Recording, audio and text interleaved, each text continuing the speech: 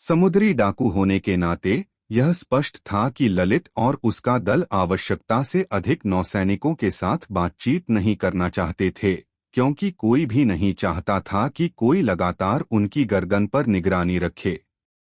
जोरो अच्छी तरह से जानता था कि यद्यपि कुइना अब लेफ्टिनेंट थी, फिर भी वह सूर्या की अधीनस्थ थी, और यदि सूर्या ने स्ट्रॉ हैट समुद्री डाकुओं को पकड़ने के लिए कहा, तो उसके पास ऐसा करने के अलावा कोई विकल्प नहीं होगा।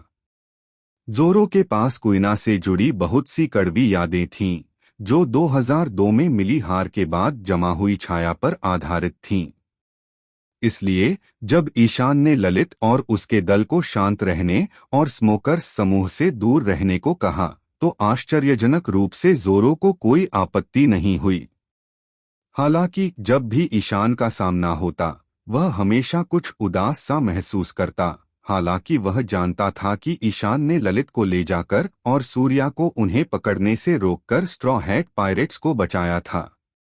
जोरो खुद को शुक्रिया कहने के लिए मजबूर नहीं कर पा रहा था। जोरो को शायद पता न हो, लेकिन इस तरह का मनोवैज्ञानिक संघर्ष आसानी से समझा जा सकता था। जिन लोगों को वह पकड़ना और उनसे आगे निकलना चाहता था, वे अब पहले जैसे नहीं रहे। अब वे 3 हो गए थे। पहला व्यक्ति मिहॉक था, जिसे किसी परिचय की जरूरत नहीं है। जोरो समेत कई तलवारबाज उसे जानते हैं। दूसरा व्यक्ति कुइना है, जिसने एक महिला होने के नाते उसे कई बार हराया है। अगर जोरो में जरा भी आत्मसम्मान नहीं है, तो उसे उससे आगे निकलना ही होगा। और तीसरा व्यक्ति है ईशान।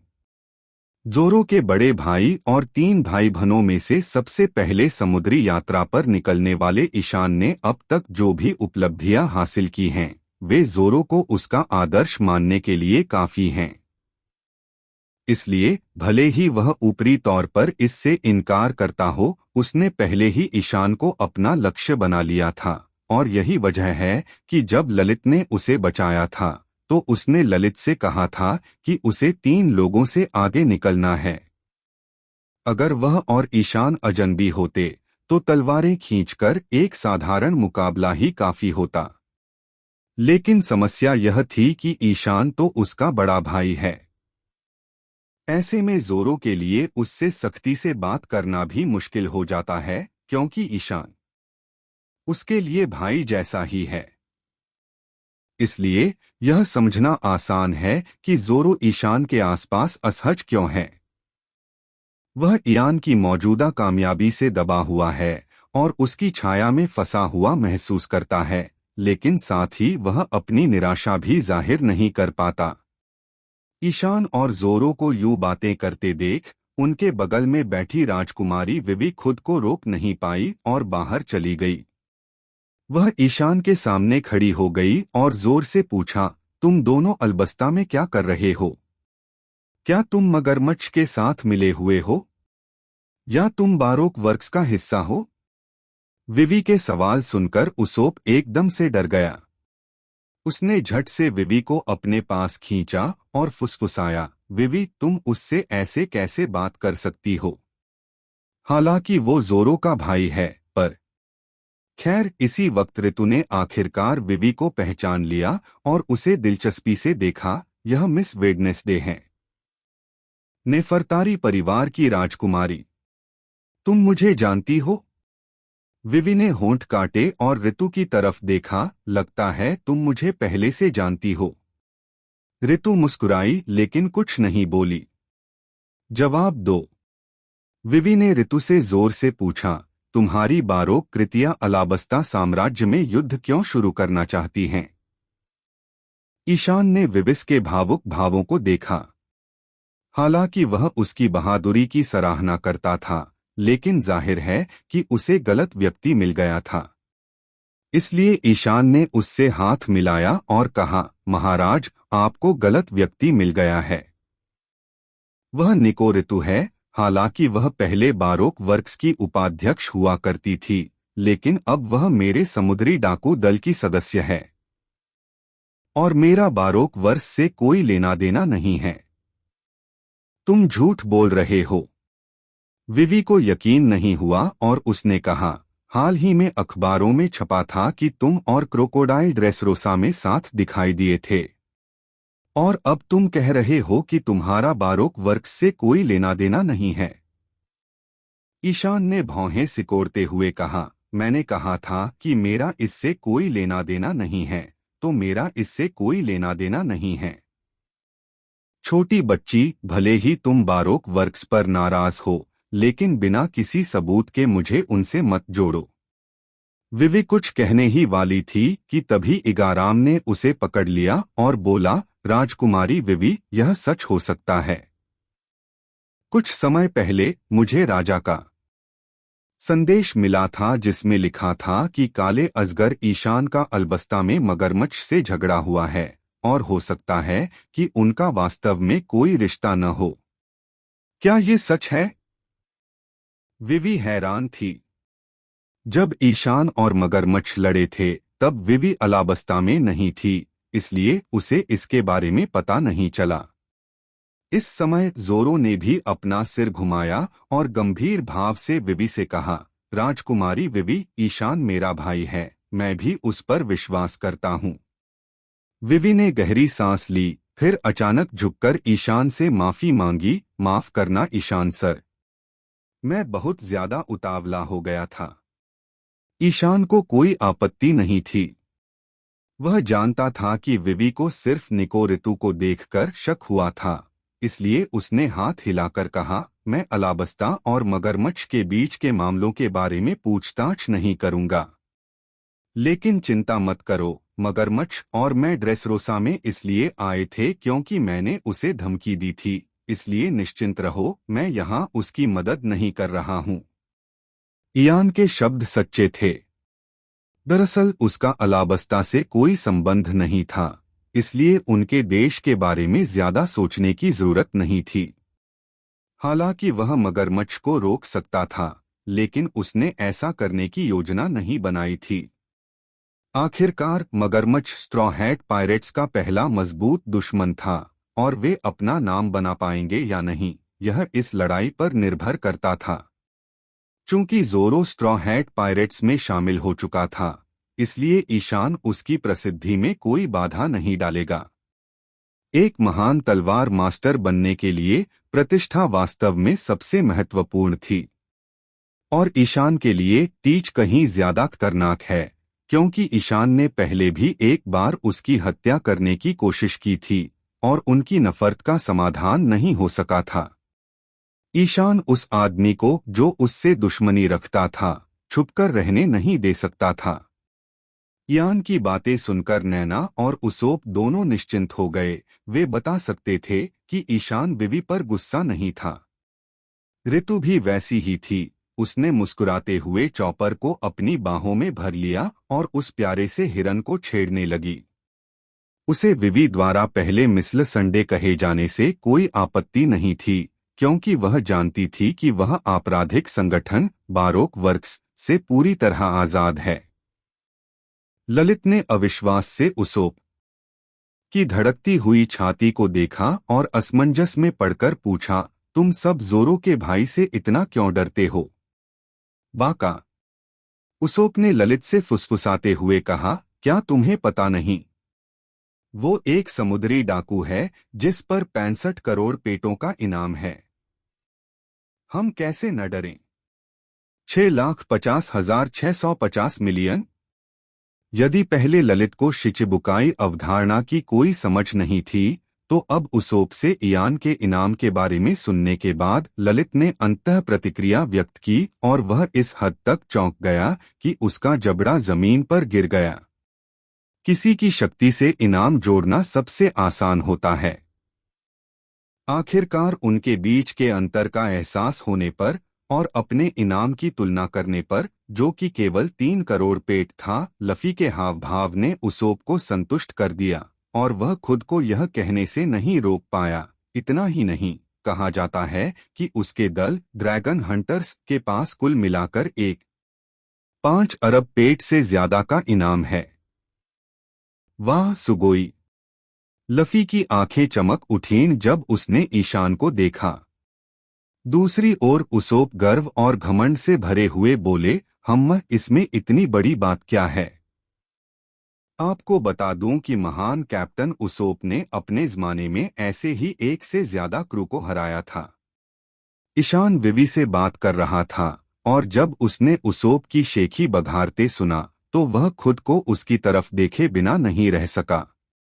यान को हैरानी हुई कि उसे देखते ही उसोप की आंखों में आंसू आ गए और वह तुरंत जमीन पर गिर पड़ा और हाथ जोड़कर माफी मांगने लगा। ईशान ने चुपचाप धोखेबाज कप्तान को देखा। हालांकि वह उसोप से पहली बार मिला था, फिर भी उसे वह अजीब लगा।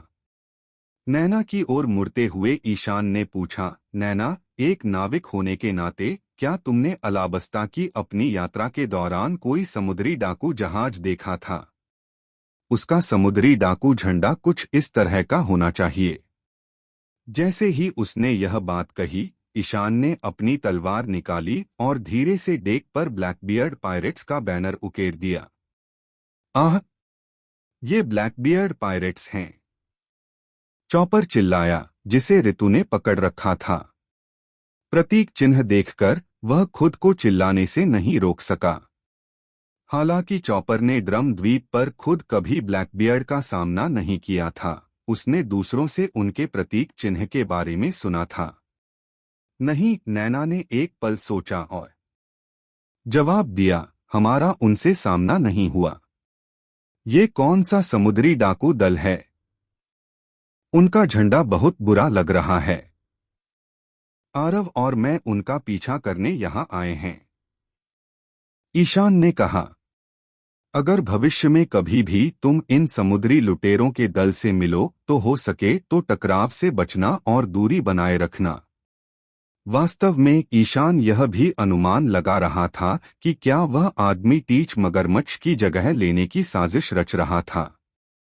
उसे अच्छी तरह याद था कि टीच वाकई 7 सरदारों में से एक बनने की योजना बना रहा था और ईशान ने शुरू में सोचा था कि वह डोफ्लामिंगो की जगह लेना चाहेगा।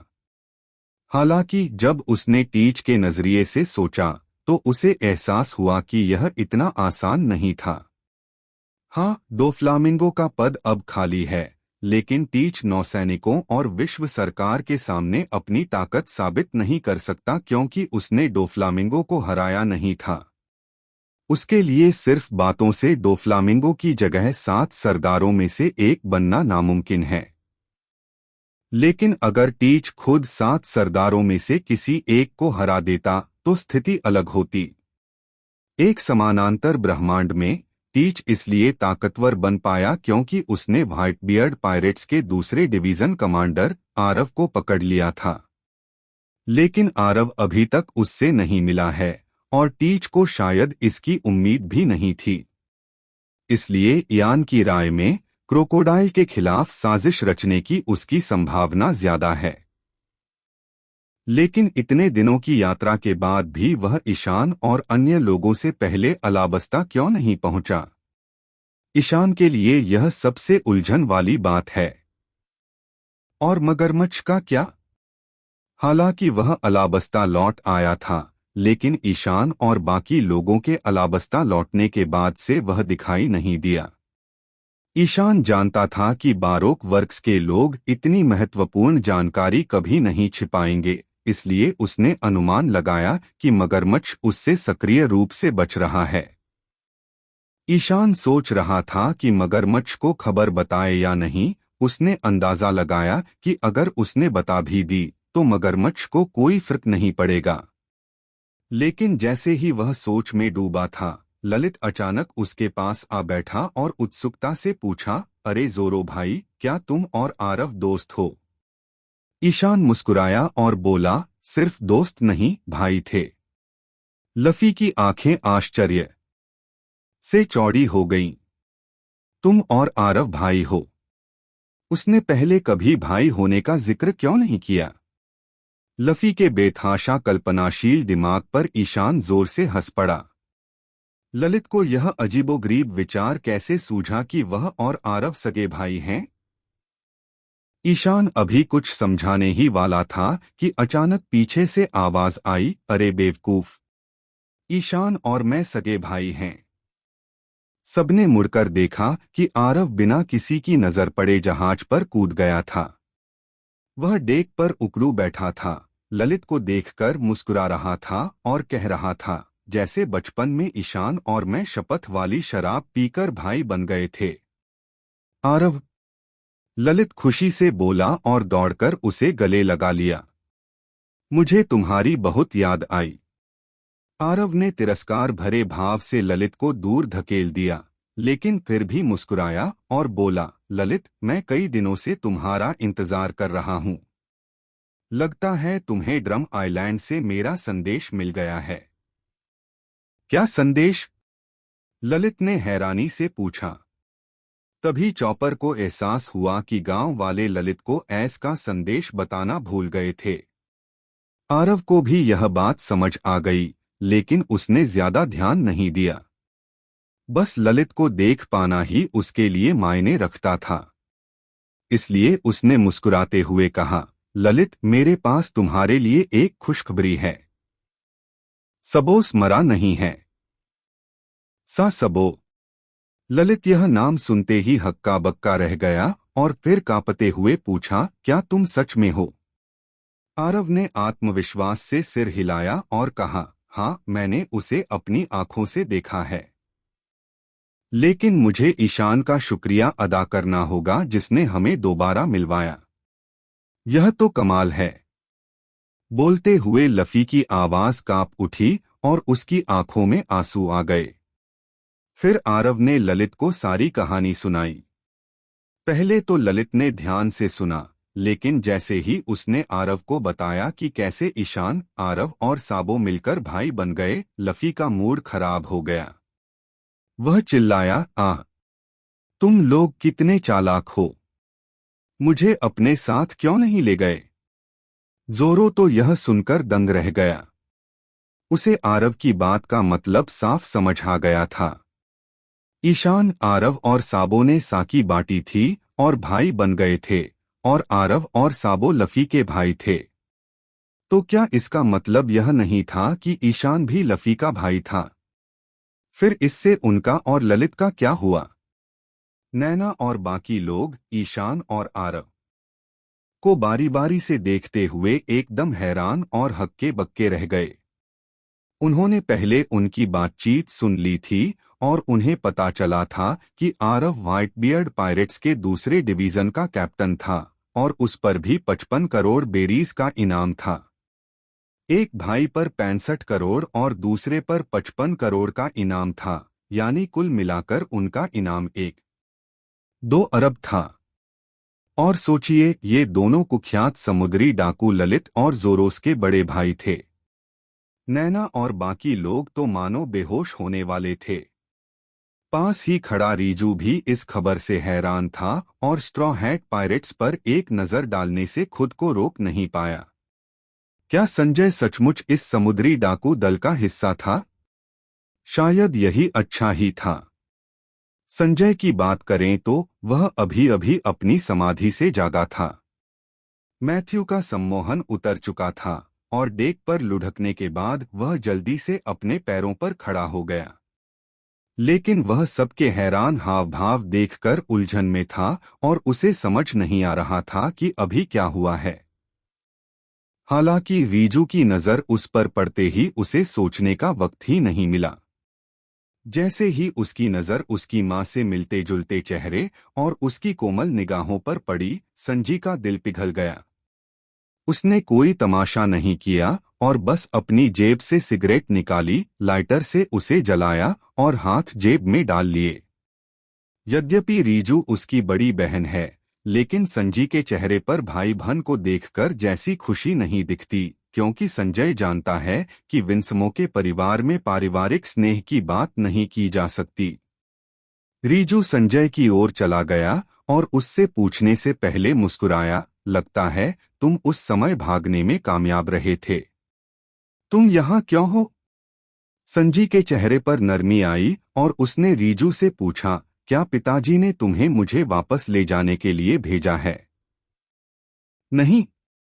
रीजू ने सिर हिलाया और कहा, पिताजी को नहीं पता कि तुम अभी जिंदा हो। मैं यहाँ सिर्फ तुम्हें देखने आई हूँ। यह सुनकर संजय को राहत मिली, क्योंकि उसे डर था कि रीजू का कोई छिपा हुआ मकसद है।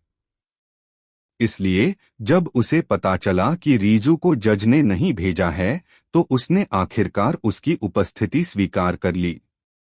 तुम उस आदमी के साथ क्यों हो? संजय ने ईशान की ओर इशारा करके रीजू से पूछा, क्या तुम उसे जानते हो? रीजू सच में संजय को सच बताना चाहती थी, क्योंकि वह उससे झूठ नहीं बोलना चाहती थी।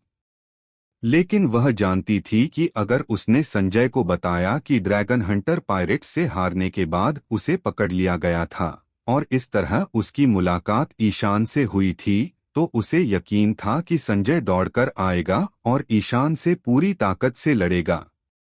रीजू संजय को लेकर इतनी चिंतित इसलिए थी क्योंकि वह उसके दिल का सबसे कोमल भाई था।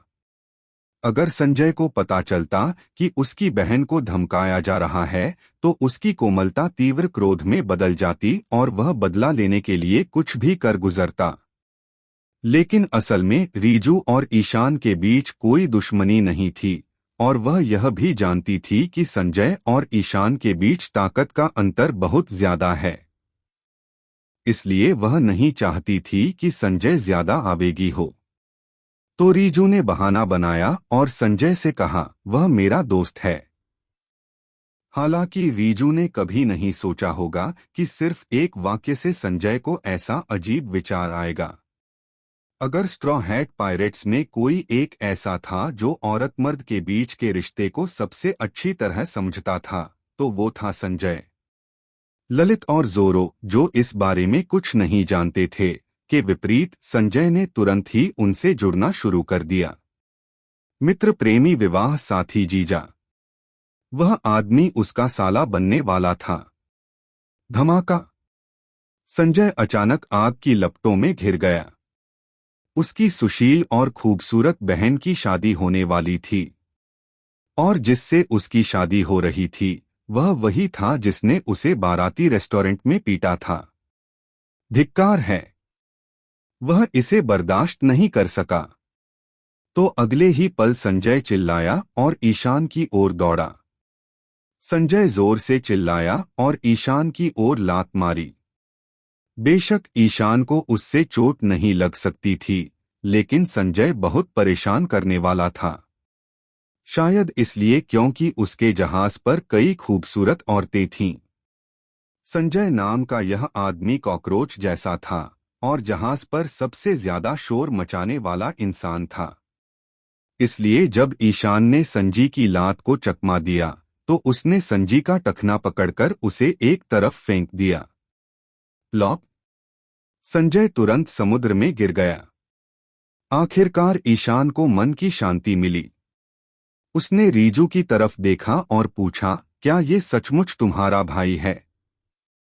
रीजू ने जानबूझकर मुस्कुराया। उसे भी राहत मिली। उसे लगा कि कम से कम संजय अभी भी स्ट्रॉ हैट पायरेट्स में खुश होगा। हालांकि इस बार संजय को देखना ईशान द्वारा उससे किया गया वादा पूरा करने के बराबर था। इसलिए रीजू सोच में पड़ गई कि भविष्य में उसे कहाँ जाना चाहिए, विंसमोक परिवार के पास वापस लौट जाना चाहिए या इस मौके का फायदा उठाकर उन्हें पीछे छोड़ देना चाहिए।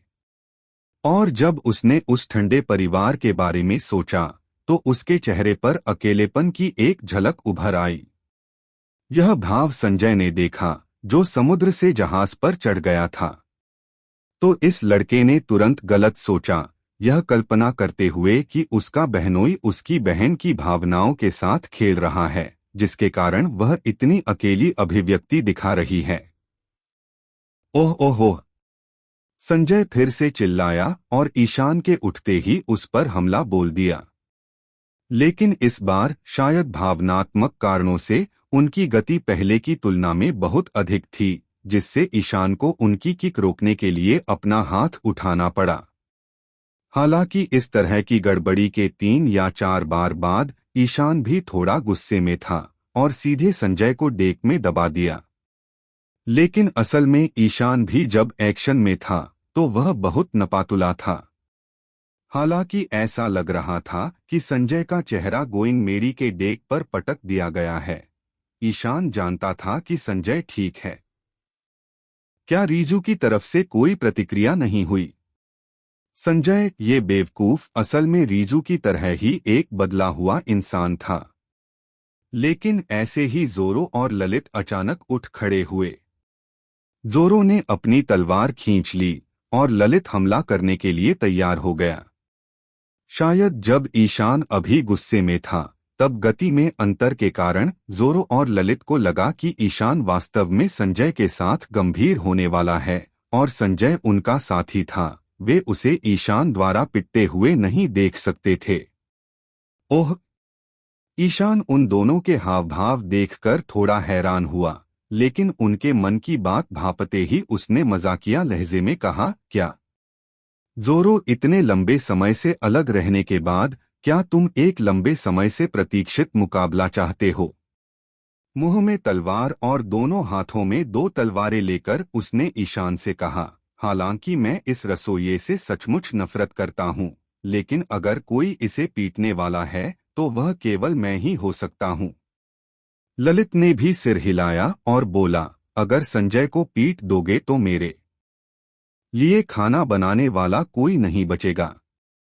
ऋतु ने दिलचस्पी से सुना और अपनी हंसी रोक नहीं सकी। हाँ हाँ, ईशान भी हंसा। उसे समझ आ गया था कि स्ट्रॉ हैट पायरेट्स वाकई काफी एकजुट थे, लेकिन असल में जोरो संजय के साथ हो रही बदतमीजी का फायदा उठाकर उससे लड़ने का बहाना बना रहा था। उनकी आखिरी लड़ाई को 2 साल से ज्यादा हो गए थे और यह लड़का शायद एक बार फिर कोशिश करने के लिए बेताब था। जहां तक ललित की बात है, वह बेवकूफ तो सीधा साधा इंसान था। जोरो को खड़ा देखकर उसने बिना ज्यादा सोचे समझे उसके पीछे पीछे चलना शुरू कर दिया। चॉपर रॉबिन की बाहों में था और डर गया था। उसे लगा कि दोनों पक्ष सचमुच भिड़ने वाले हैं, इसलिए उसने रोते हुए सबको रुकने के लिए कहा। जहां तक उसोप की बात है, वह पहले से ही मृत होने का नाटक करते हुए जमीन पर पड़ा था। केवल नैना ही स्थिति को समझ सकती थी और असहाय होकर एक ओर हटकर आहें भरने और हंसने से खुद को नहीं रोक सकी। विवि स्थिति को समझ नहीं पाई और नैना को पीछे हटते देख वह थोड़ी चिंतित हो गई और उसने नैना से पूछा, क्या हमें मदद नहीं करनी चाहिए? नैना ने उसके हाथ पकड़ लिए और बोली, कोई जरूरत नहीं, उन्हें रहने दो, हम ज्यादा मदद नहीं कर सकते, इन बेवकूफों को सबक सिखाना अच्छा है। मानो उसकी बात पर यकीन करने के लिए संजय भी खड़ा हो गया। वह वाकई ठीक था, हालांकि उसके बाल चूरा से भरे हुए थे। उसने ठंडे दिमाग से एक सिगरेट सुलगाई और ललित और जोरो के साथ कंधे से कंधा मिलाकर खड़ा हो गया। जोरो की तरह संजय भी लंबे समय से ईशान के साथ असली लड़ाई करना चाहता था, लेकिन बाराती में ईशान से मिलने पर यह गुत्थी सुलझ गई।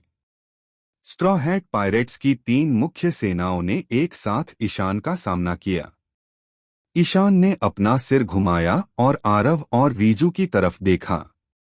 उसने ललित और उसके 2 दोस्तों की तरफ इशारा करते हुए पूछा, मैं उन्हें पीटूंगा, तुम्हें कोई आपत्ति तो नहीं है ना? हाँ हाँ, आरव हंसा और बोला, जब हम बच्चे थे तो मैं ललित को खूब मारता था। रीजू की बात करें तो वह बिना किसी आपत्ति के हाथ जोड़े खड़ी रही और मुस्कुरा दी। वह असल में देखना चाहती थी कि संजय अब क्या बन गया है। क्या उसके पास समुद्र में समुद्री डाकू बनकर रहने लायक पूंजी है? चाहे बड़ा भाई हो या बड़ी बहन, अपने छोटे भाई बहनों के प्रति उनकी मानसिकता एक जैसी होती है। दोनों ही उनकी रक्षा करना चाहते हैं और चाहते हैं कि वे आगे बढ़े। ईशान ने भी इसी तरह सोचा। आखिरकार जोरो का इस समुद्र पर अभी तक मिहॉक से सामना नहीं हुआ था और उसे नहीं पता था कि इस समुद्र में कितने शक्तिशाली लोग हैं। यहाँ तक कि ईशान, जो कि बहुत शक्तिशाली था, के लिए भी कुछ लोग थे जिन्हें वह हरा नहीं सकता था। इसलिए अच्छा होगा कि उन्हें नई दुनिया की ताकत पहले ही दिखा दी जाए और शायद अप्रत्यक्ष रूप से उन्हें तेजी से आगे बढ़ने में मदद मिले। हालांकि ईशान अपनी छोटी नाव पर सवार होकर उन पर हमला नहीं कर सकता था, इसलिए उसने उनके बगल की जमीन की ओर इशारा किया और उन तीनों को अपने पीछे आने का संकेत दिया। पहुंचकर ऋतु और बाकी लोग डेक पर झुककर तमाशा देखने का इंतजार करने लगे। उसोप, चॉपर और नैना चिंतित थे और जहाज पर ही रुक गए। ठोस जमीन पर आते ही जोरो ने अपनी कमीज के बटन खोल दिए और अपना मांसल ऊपरी शरीर दिखाने लगा। उसने अपनी कमीज कमर पर लपेटी और काले कपड़े का एक टुकड़ा निकाला, जिसे उसने अपने सिर पर बांध लिया। संजय और ललित भी तैयार होने लगे। ईशान मुस्कुराया और अपनी तलवार की मूठ पकड़े उनके तैयार होने का इंतजार करने लगा। हालांकि जोरो इन दोनों के साथ मिलकर ईशान पर हमला नहीं करना चाहता था, लेकिन वह जानता था कि वे अकेले उसके सामने टिक नहीं पाएंगे। उन्होंने मिलकर हमला करने का फैसला किया।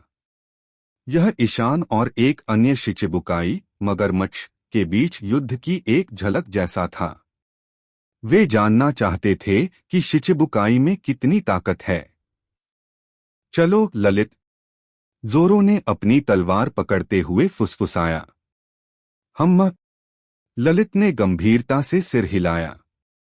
यह देखकर कि वे तैयार हैं, ईशान ने उन्हें हाथ हिलाकर इशारा किया कि वे उसके पास आएं। इस हरकत से वे तीनों नाराज हो गए, इसलिए अगले ही पल उन्होंने हमला कर दिया। आगे से हमला कर रहा था ललित।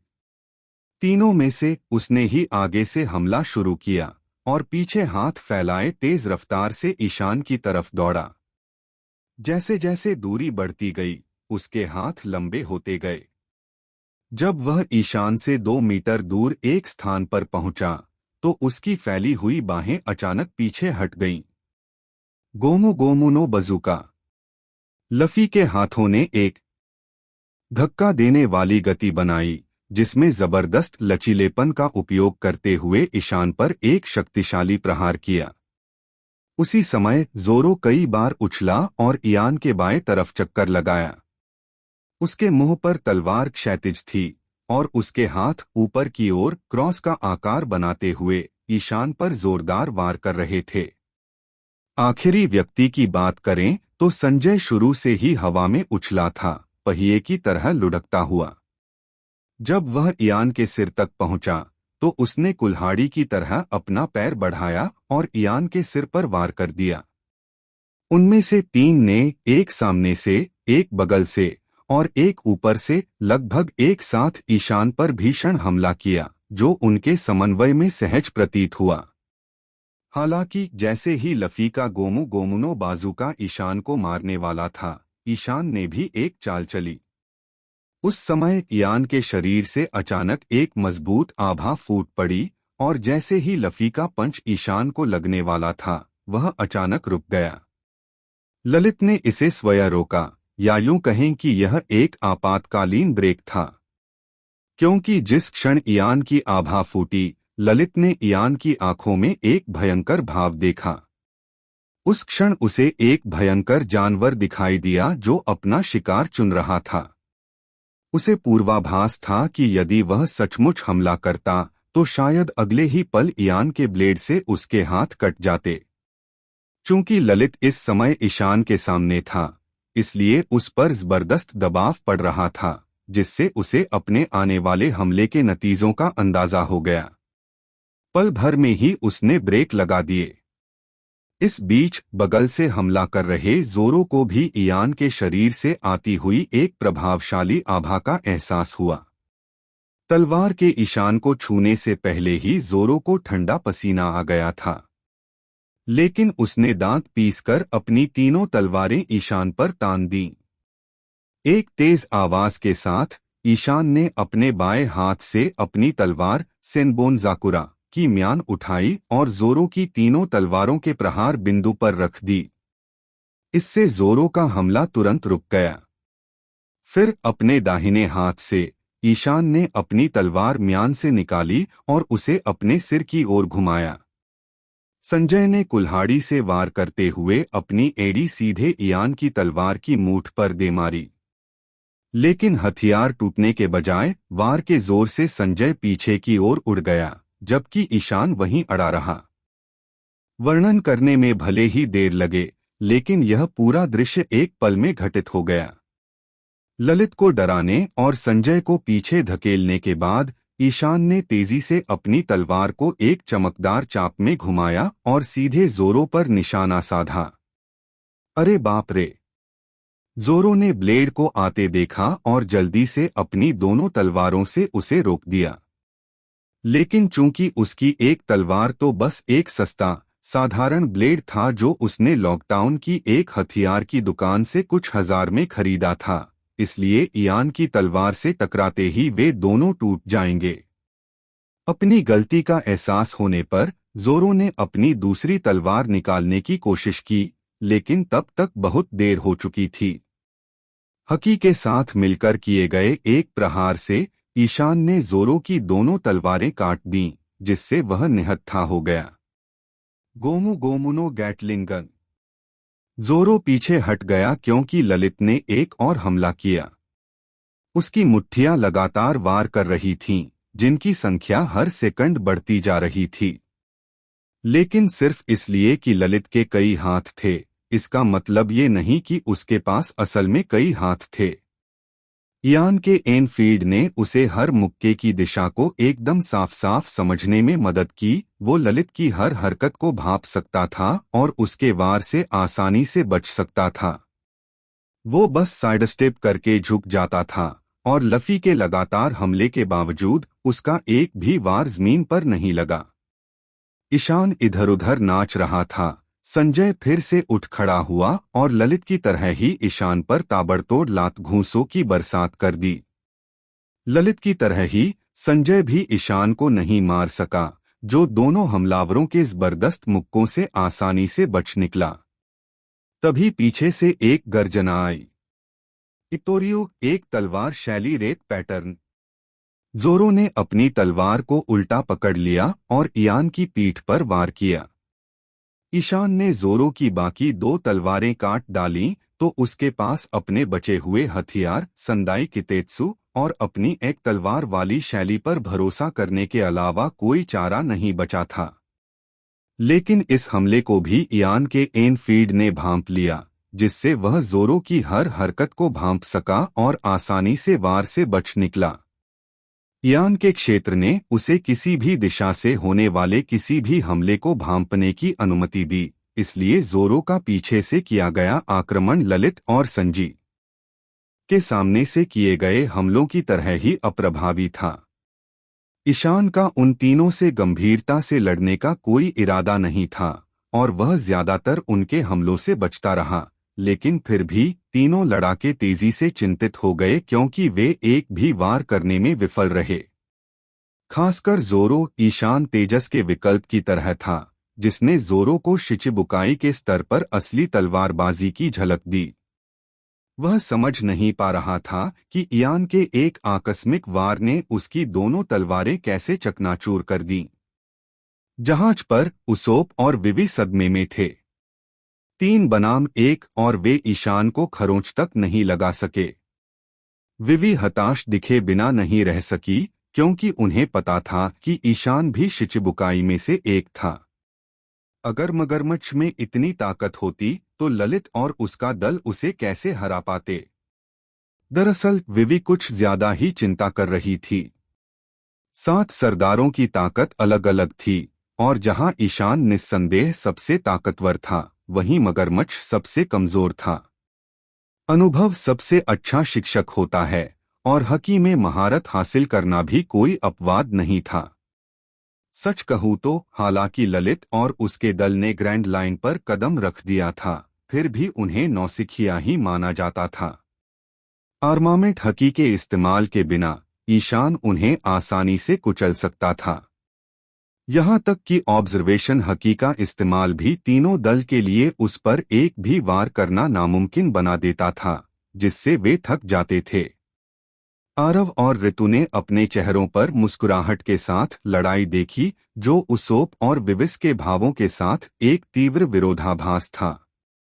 ईशान से कुछ देर लड़ने के बाद जोरो अब और सहन नहीं कर सका और युद्ध के घेरे से बाहर कूद पड़ा और झुंझलाहट में अपना सैंडाई कितेत्सु ईशान की ओर तान दिया। अरे ईशान, क्या तुम बस यूं ही हमारे साथ खिलवाड़ करोगे? इस पर ललित और संजय भी रुक गए। उनकी सांसें तेज चल रही थीं। दूसरी ओर ईशान निश्चिंत होकर बोला, ओह, मैं तुम्हारे साथ क्या खिलवाड़ कर रहा हूं? तुम यूं ही टालमटोल क्यों कर रहे हो? जोरो ने गुस्से से कहा, तुम तो हमें गंभीरता से ले ही नहीं रहे हो। ईशान ने सिर हिलाया और कहा, मानता हूं कि मैं तुम्हें गंभीरता से नहीं ले रहा था, लेकिन अगर मैं लेता तो क्या तुम अब भी वह तलवार रखना चाहते हो? उसने जोरो के हाथ में रखे सांडाई कितेत्सु की ओर इशारा करते हुए पूछा।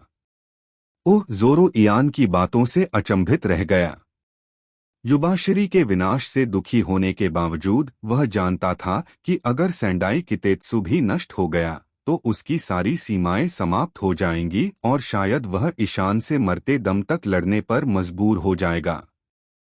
फिर भी जोरो ईशान द्वारा कम आके जाने के एहसास से उबर नहीं पाया। उसने इयान की पूरी ताकत नहीं देखी थी और इसी वजह से वह खुद को साबित करने के लिए और भी ज्यादा दृढ़ हो गया। ईशान जोरो की आंखों में आग देख सकता था और उसने सिर हिला दिया। उसका इरादा उन तीनों के साथ खेलने का था, लेकिन लगता था कि बात हाथ से निकल रही है। अगर वह जोरो को कम आंकता रहा तो मुसीबत और बढ़ जाएगी। इसलिए ईशान ने थोड़ा और प्रदर्शन करने का निर्णय लिया। अगले ही पल आसपास की हवा कांपने लगी। इयान का आभामंडल पहले से कहीं ज्यादा शक्तिशाली था और जमीन पर पड़े छोटे छोटे पत्थर भी उसके नेन के प्रकोप से हिलने लगे। ईशान ने जोरो और उसके दो साथियों पर अपनी नजरें गड़ा दीं और एक अदृश्य शॉकवेव जो उसके विजेता हाकी से निकल रही थी, उनकी ओर दौड़ पड़ी। यह एक ऐसी शक्ति थी जिसे ईशान ने वर्षों से निखारा था और अब वह इससे विशिष्ट व्यक्तियों को निशाना बना सकता था। पूरा इलाका इयान की आभा से ढक गया, जिससे जमीन और आसपास का माहौल कांप उठा। इयान के विजेता हाकी का प्रभाव सुनामी जैसा था, जिसने उनकी इंद्रियों को झकझोर कर रख दिया और उन्हें चक्कर में डाल दिया।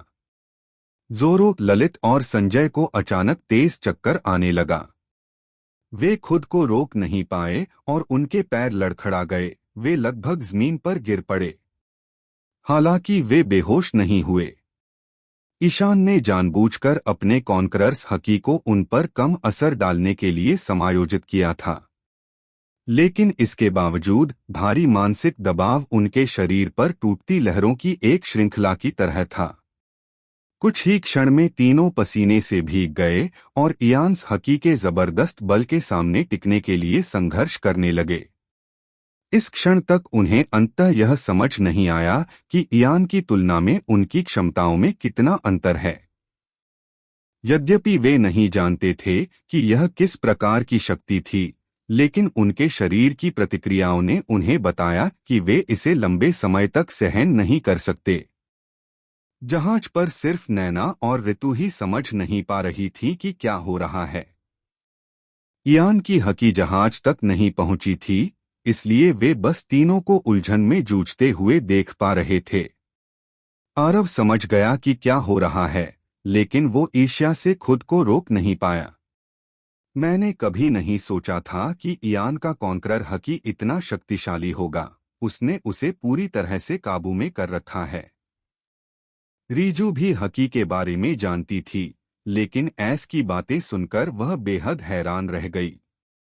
ईशान के पास कॉन्करर्स हकी था और अब आरव के पास भी।